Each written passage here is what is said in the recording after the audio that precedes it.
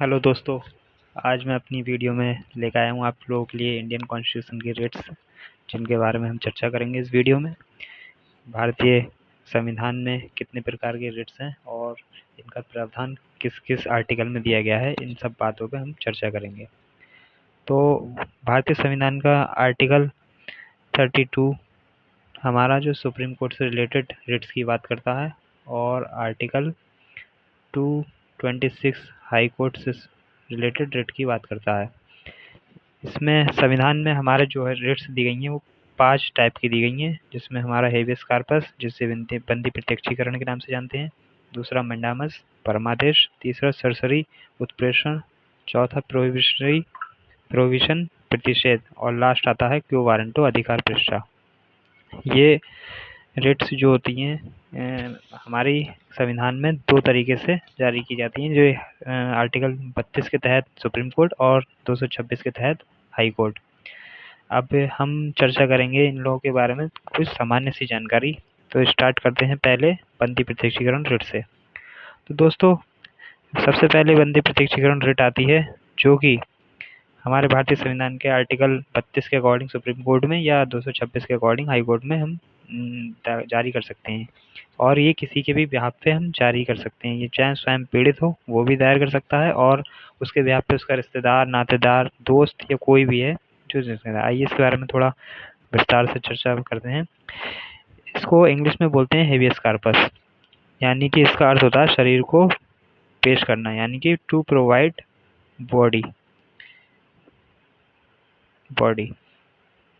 और ये अदालत द्वारा जारी किया गया एक आदेश है, जिसमें बंदी को अदालत के समक्ष पेश करने और ये जांचने का निर्देश दिया जाता है कि गिरफ्तारी वैध है या नहीं।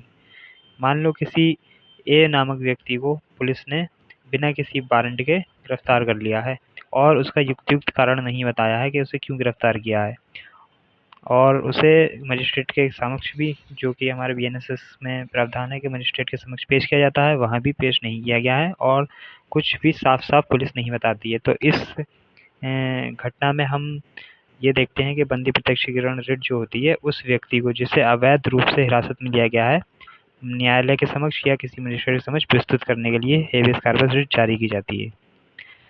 दूसरी रिट की बात करते हैं, तो दूसरी है मैंडामस, जिसे हम हिंदी में बोलते हैं परमादेश याचिका।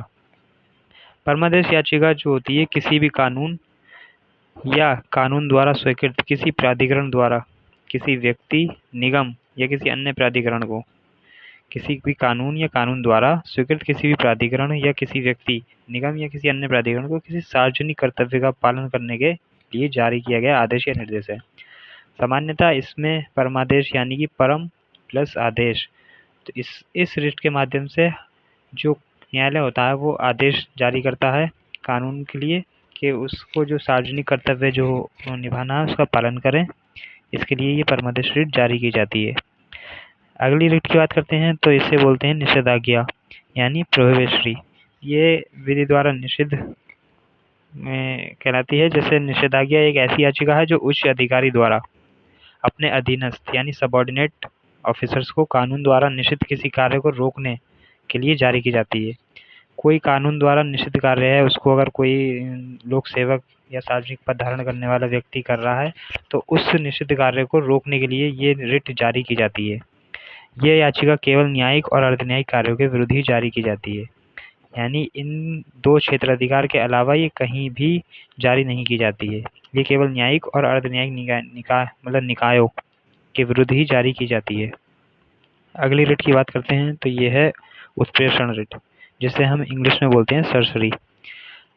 ये सरसरी ये एक लैटिन भाषा का शब्द है, जिसका अर्थ होता है सूचित किया जाना, यानी कि टू बी नोटिफाई, सूचित किया जाना।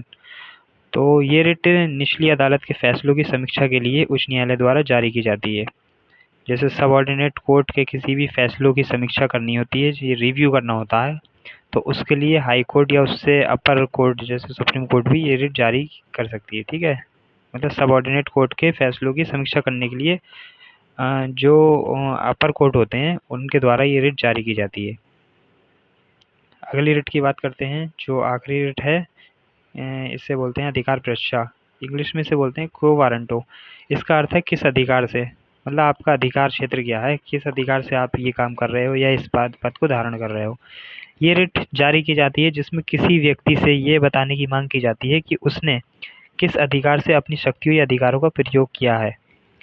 मतलब किसी लोक सेवक ने कोई कार्य ऐसा किया है जिसमें यह प्रतीत होता है कि उसका उस कार्य को करने का कोई अधिकार नहीं बनता है, तो इस मामले में ये रिट जारी की जाती है कि उससे पूछा जाए कि भाई आपने किस अधिकार से ये जो है कार्य को अंजाम दिया है, तो उसके रिगार्डिंग ये रिट जारी की जाती है।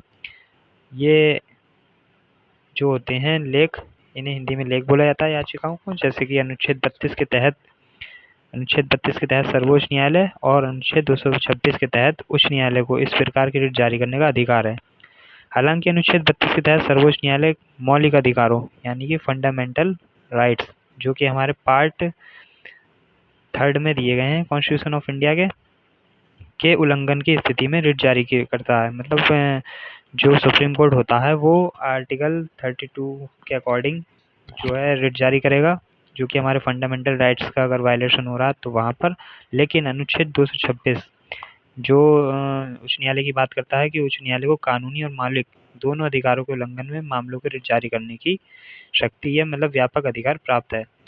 तो बात ये भी आ जाती है कि हाई कोर्ट का जो जुरिडिक्शन होता है वो सुप्रीम कोर्ट से बड़ा होता है। इसको हम साफ साफ रिटों की शक्तियों में देख सकते हैं। तो उम्मीद है करता हूँ कि आपको ये थोड़ी बहुत जानकारी पसंद आई होगी। अगली वीडियो में मैं कुछ और नए टॉपिक लेके आता हूँ जिसकी सामान्य जानकारी आपको देता हूँ। Thank you.